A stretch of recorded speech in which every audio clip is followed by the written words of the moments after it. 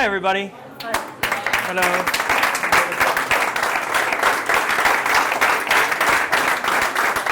So, when I was a kid, Sherlock Holmes was my hero. And I'm going to tell you how this trick and every trick in the show works. Would you like to know that? It's from a Sherlock Holmes book. When you've eliminated the impossible, whatever remains, however improbable, must be the truth. So that's it. Goodbye. Thank you. I'm really interested in Sherlock Holmes and this idea of solving mysteries, so I wanted to create a trick worthy of Sherlock Holmes. So I've invited 4 suspects onto the stage with me. You're going to choose one of you to commit a crime. And the crime you're going to commit isn't a huge crime because there's a lot of people watching and they're taping this. The crime you're going to commit is you're going to steal a playing card.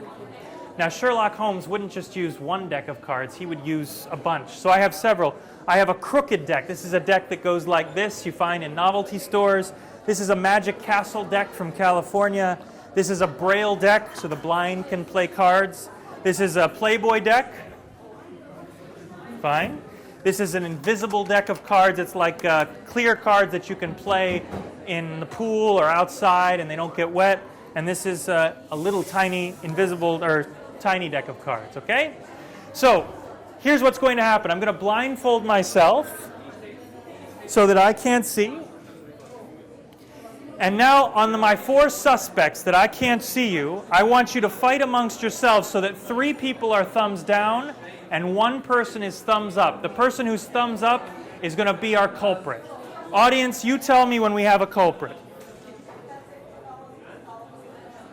Do we have 1 thumbs up and 3 thumbs down? Yes.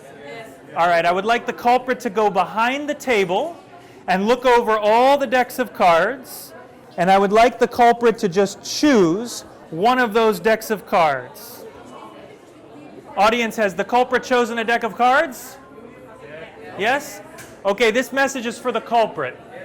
I would like you to think of a card and take that card out of the deck. It can be any card, but don't show it to the audience. Keep it totally secret so that you don't think I'm going to watch somebody else or watch some tape. Keep it a total secret, and I want you to take that card and isolate it inside the wine glass. There's a wine glass on the table. Take the handkerchief out, put it with the back toward the audience in the wine glass, and then cover everything with the handkerchief. Tell me when you're done. And would everybody tell me when he's done? He's done? No. No? Okay.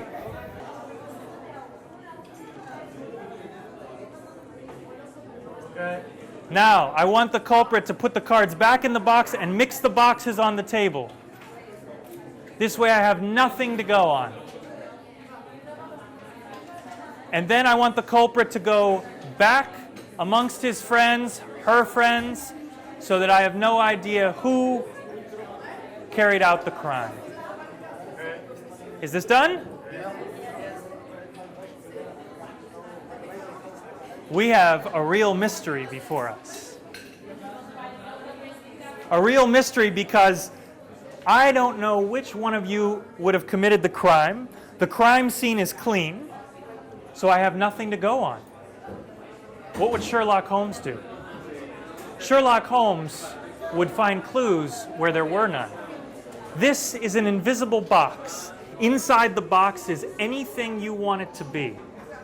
So I'm going to give the box to you, and I'm going to give the box to each of you, and I'm going to ask you each what you see in the box, and your answers tell me who committed the crime. So go ahead, reach in the box. What do you see? I see many cards. You see many cards. Many cards.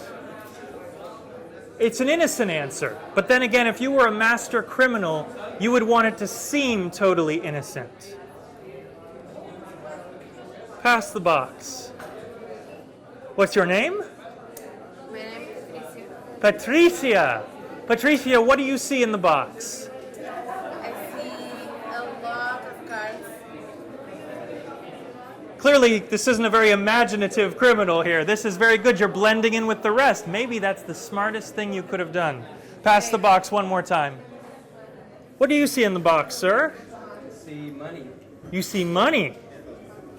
Well now, somebody who sees money in a box could also theoretically volunteer to be a criminal in front of 60 people.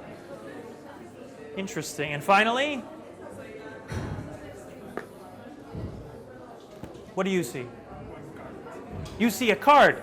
3 people see cards. You people could have said the Hope Diamond. You could have seen $1 million. You chose to see cards. That's very subtle of you.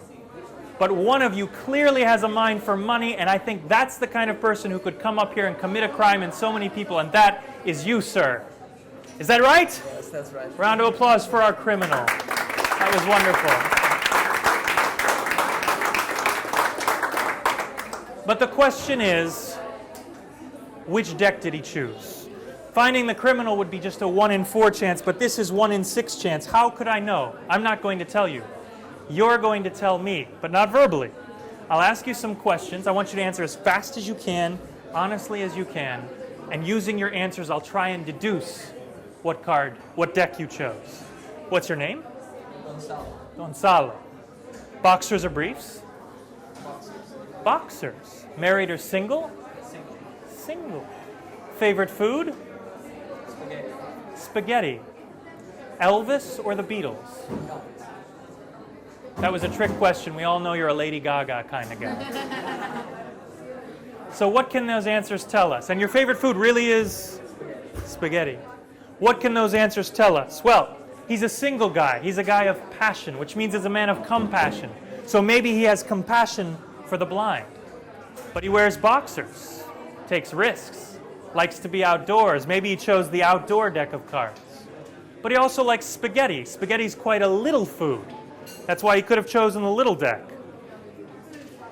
But it's clear you're also a pervert, so maybe you chose the Playboy deck. But I don't know. I don't think you're the kind of person, because you like the Beatles more than Elvis. The king was a kid at heart, and the king would have chosen a novelty deck of cards. That doesn't seem like you. I believe you chose the Magic Castle deck of cards. Is that correct? All right. Nicely done.